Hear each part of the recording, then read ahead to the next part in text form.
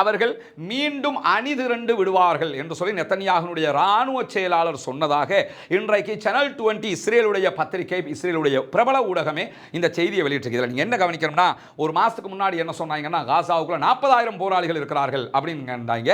இப்போ ஒரு மாசத்துக்கு பிறகு என்ன சொல்றாங்கன்னா 20,000ங்கிறாங்க. சரி, 20,000 இப்போ சொல்றதா இருந்தால் அந்த 20,000 பேர் எப்போ கொன்றீங்கன்னு சொல்லணும். இந்த ஒரு மாசத்துக்குள்ளாக பொதுமக்கள் 2,000 பேரை கொண்டிருக்கிறாங்க. ஆனால் காசாவினுடைய சுதந்திர போராளிகளில் நீங்கள் 20,000 பேரை கொன்றீங்களா? ஏன்னா அப்போ 40,000 நீங்கள் இப்போ 20,000ங்கிறீங்க. அவங்களுக்கே என்ன செய்யறேன்னு தெரியாமல், அது என்னன்னா அவுத்து விட்ட கட்டாக்காளி மாடுகள் மாதிரி சுற்றிக்கிட்டு இருக்கிறாங்க. என்ன பேசுறதுன்னு தெரியாமல் பாலஸ்தீன விடுதலை இராணுவம் தன்னுடைய பலத்தோடும் இருக்கிறார்கள் என்பதை அவர்களே ஒப்புக்கொள்ளுகிற ஒரு நிலை இருக்கிற போது இன்றைக்கு இஸ்ரேலுடைய நீதி அமைச்சர் ஒரு பயங்கரமான செய்தியை வெளியிட்டிருக்கிறார்.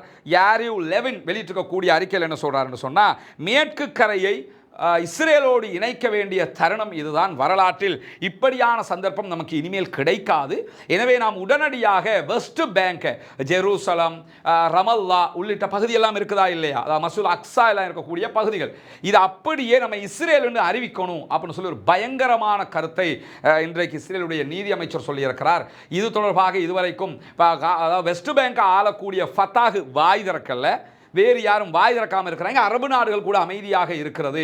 எவ்வளவு ஒரு அகோரமான ஒரு கருத்தை அவர் சொல்லி இருக்கிறார் என்பதை இவர்கள் எப்போது புரிந்து கொள்வார்கள் என்கிற கேள்விகளும் நமக்கு முன்னால் இருக்கிறார். அதே நேரம் மாரிவ் என்கிற இஸ்ரேலுடைய பிரபலமான பத்திரிகை இன்றைக்கு மேலும் ஒரு செய்தியை சொல்லியிருக்கிறாங்கன்னா, ஈரான் மேலே ஒரு தாக்குதலை வெள்ளிக்கிழமை டேட்டில் முதல் தடவையாக இஸ்ரேல் நடத்தினானா இல்லையா, அந்த தாக்குதலை நடத்தி கொண்டு ரிட்டர்ன் வருகிற நேரத்தில் அந்த விமானங்கள் மீதி இருந்த குண்டுகளை காசாவுக்குள் தான் வீசிக்கொண்டு வந்தன என்று சொல்லி இன்றைக்கு மாரி வெளியிட்டிருக்கக்கூடிய செய்தியில் சொல்கிறாங்க. இந்த செய்தி இதுவரைக்கும் வெளியாகலை, இன்றைக்கு தான் வெளியாகுது. அநியாயக்காரர்களை அல்லாஹு தாலா விடமாட்டான். அல்லாஹினுடைய பிடி மிக கடுமையானதாக இருக்கும் என்கிற நம்பிக்கை இன்றும் நேற்றும் நாளையும் நமக்கு இருக்கிறது இன்ஷா அல்லாஹ். உலகத்தில் இல்லாவிட்டாலும் மறுமையில் இவர்கள் கண்டிப்பாக பகை சொல்லத்தான் வேண்டும், பதில் சொல்லத்தான் வேண்டும்.